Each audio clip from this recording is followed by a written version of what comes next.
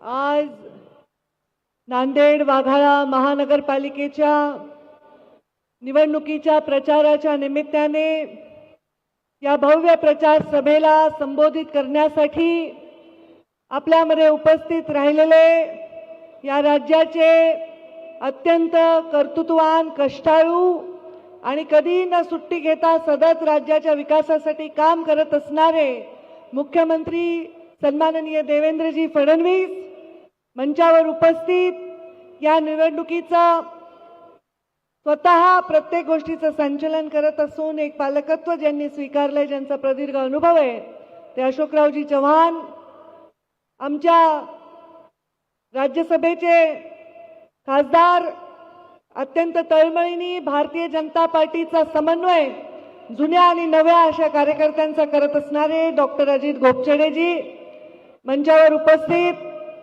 आमचे जिल्ह्याचे अध्यक्ष राजूरकरजी, आमदार जितेश अंतरपूरकरजी, आमचे आमदार आणि अत्यंत युवा कार्यकर्त्या श्रीजया चव्हाण, आमदार तुषार राठोड, आमदार भीमराव केराम, डीपी सावंत माजी मंत्री, मंचावर उपस्थित राम पाटील रातोळीकर, संतुकरावजी हंबर्डे, चेतन बापू देशमुख, सर्व मान्यवर, कारण मुख्यमंत्री महोदयाचं संबोधन आपल्याला ऐकायचं आहे.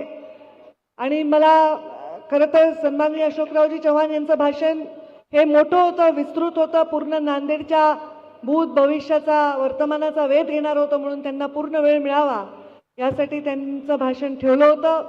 मला मुख्यमंत्र्यांच्या आणि माझ्या अनेक सभा असल्यामुळे त्यांना माहिती की कमी वेळात मी बोलू शकेन, तर मी फार वेळ घेणार नाही. या नांदेडचा प्रभारी म्हणून मला जबाबदारी दिलेली आहे. नांदेडच्या प्रचाराला मी अनेक वेळा आले, पण प्रभारी म्हणून निवडणुकीच्या या सामोरं जात असताना आणि आमचे बावनकुळे साहेब, स्वतः मुख्यमंत्री, स्वतः आमचे राज्याचे अध्यक्ष रवीजी यांनी स्वतः जातीने लक्ष या निवडणुकीमध्ये घातलेलं आहे. मला पूर्ण विश्वास आहे की येणाऱ्या 15 तारखेला आपण कमळाच्या फुलासमोरचं बटन दाबून मोठ्या प्रचंड मताने भारतीय जनता पार्टीचा विजय या महानगरपालिकेच्या निवडणुकीमध्ये करणार आहात. याचं कारण मला असं वाटतं की बऱ्याच वेळा निवडणुकीमध्ये आपण जाहीरनामा बघतो, म्हणजे एखादी गोष्ट जाहीर करणं, ती जाहीर केलेली होईलच अशी कुठली शाश्वती नसते. बऱ्याच वेळा आपण वचननामा देखील बघतो, पण वचन सुद्धा कधी कधी पूर्ण करणं शक्य नाही, खोटी वचनं सुद्धा दिली जातात. पण मला आज आनंद वाटतो की या नांदेडमध्ये आम्ही संकल्पनामा केलेला आहे आणि संकल्प हा अत्यंत पवित्र शब्द आहे. आणि जेव्हा एखादा संकल्प आपण घेतो तर तो सिद्धीकडे नेण्यासाठी आपण सदैव प्रयत्न करत असतो. हा संकल्पनाम्याचा एक एक पान जेव्हा ओलांडत असू, आज मुख्यमंत्री महोदय त्याच्यावर प्रकाश टाकतील, प्रत्येक शब्द हा पूर्ण केलेला आहे. एखादा भूमिपूजन केलंय तर त्याचं लोकार्पण केलंय, महामानवाच्या पुतळ्याचं, एखाद्या मोठ्या आपल्या आदर्श असणाऱ्या व्यक्तिमत्वाच्या पुतळ्याचं लोकार्पण केलेलं आहे. पूर्ण संपूर्ण नांदेडला विकासाच्या एका गडीमध्ये बांधण्याचं काम या माध्यमातून करण्याचा संकल्प घेतलेला आहे. मी एवढंच सांगेन, माझी तेवढी व्याप्ती नाही, पण प्रभारी म्हणून केवळ निवडणूक झाल्यानंतर इथलं नातं न तुटू देता या संकल्पनाम्यातला प्रत्येक शब्द पूर्ण करण्यासाठी माझ्या मंत्रालयातून, मुख्यमंत्री महोदयांकडनं, इतर मंत्रालयाकडं जे कोऑर्डिनेशन करता येईल ते आम्ही नक्की करू आणि या नांदेडच्या विकासाचं स्वप्न हे पूर्ण केल्याशिवाय राहणार नाही. मला एवढंच सांगायचं, विकास कसा असावा, तो एका संस्कारक्षम अशा विचारातून आलेला असावा. भारतीय जनता पार्टी ही अशी एक शक्ती आहे, ती भ्रष्टाचाराच्या आणि अत्यंत मागासलेपणाच्या चिखलामधून एक कमळ उभा राहिलेला आहे आणि तो आपल्याला भविष्याचं सुंदर स्वप्न दाखवत आहे, असं आहे भारतीय जनता पार्टीचं प्रतीक. कमळावर महालक्ष्मी विराजमान असते, त्यामुळे भारतीय जनता पार्टीचं कमळ आलं की या देशामध्ये महालक्ष्मी विराजमान होते. पण या देशाकडे जर कोणी वाकडी नजर करून पाहिलं तर महाकालीचं रूप सुद्धा घेतल्याशिवाय राहत नाही, अशा आमच्या या सत्तेचं केंद्र आहे. आमचे प्रधानमंत्री नरेंद्र मोदी तिसऱ्यांदा प्रधानमंत्री झाले आणि आमचे देवेंद्रजी फडणवीस देखील तिसऱ्यांदा मुख्यमंत्री म्हणून या राज्यामध्ये आले. ही सोपी गोष्ट नाही बांधू आणि भगिनींनो, ही सोपी गोष्ट नाही.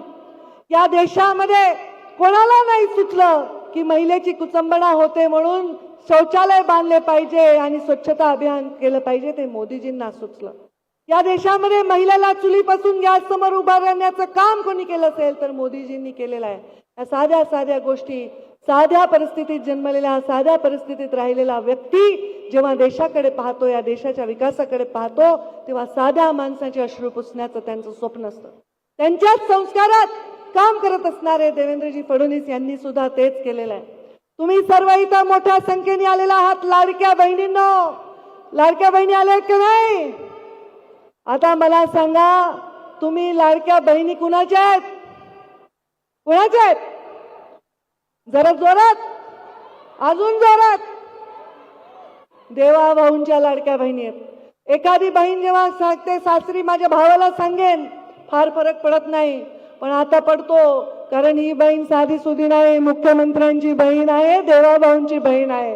आणि त्याच्यामुळे तुम्ही एक काम करा, संकल्प करा. 15 तारखेला मतदान आहे. सकाळी उठा, स्नान करा, देवाची पूजा करा आणि आपल्या घरच्यांना सगळ्यांना चांगला दरडावून सांगा. कारण आपल्या माहेरच्या माणसाला कोण नाव ठेवलेलं आपल्याला आवडतं का? आवडतं का? आपण ऐकून घेतो का?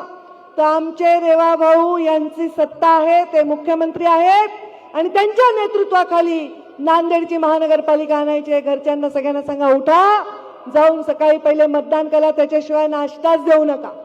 माझ्या भावाला म्हणजे कमळाला मतदान केल्याशिवाय नाश्ता मिळणार नाही.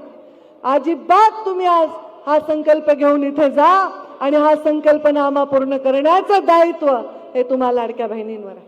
आज देवेंद्रजी फडणवीस यांनी विकासची परिसीमा एक केलेली आहे. विकास जो आपल्या विचाराच्या बाहेर आहे, मग ते मेट्रो शहर असतील, मध्यम शहर असतील, लहान शहर असतील, ग्रामपंचायती असतील, या प्रत्येक गोष्टीला सदैव तासन तास बैठका घेऊन आराखडा तयार करून विकास करण्याचं काम ते करत आहेत. हे सोपं नाही आहे. आपण जर दिवसातून 3 वेळा जेवतो, 2-2 पोळ्या 3 वेळा मिळून खाल्ल्या तर 6 पोळ्या दिवसात खातो. आता मला सांगायचं, कुणी ठरवलं नाही मी 6 पोळ्या एकाच वेळी खातो. जर आपण महिन्याच्या 180 पोळ्या एकाच वेळी खातो तर भागेल का? नाही भागणार. तसाच विकासाचा आहे. एकदाच रस्ता दिला, एकदाच ब्रिज दिला, एकदाच आपण संकल्प केला, एकदाच बचत गट दिला, एकदाच लाडकी बहीण दिली तर भागणार आहे का? नाही भागणार आहे.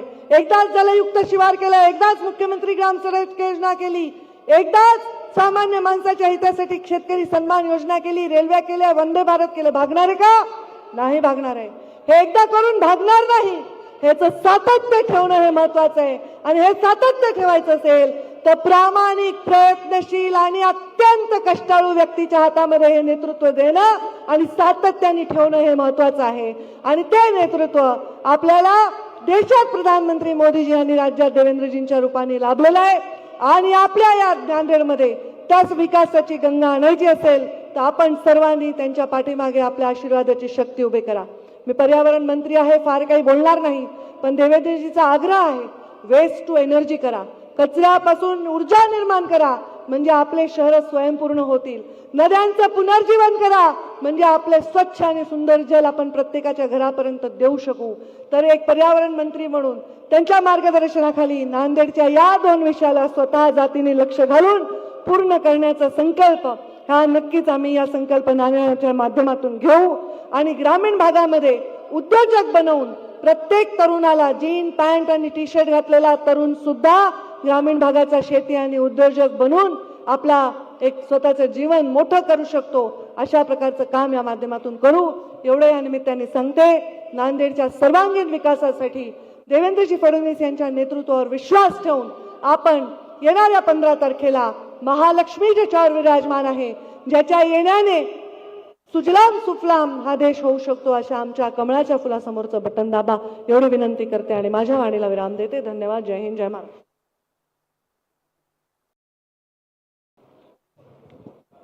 धन्यवाद ताई.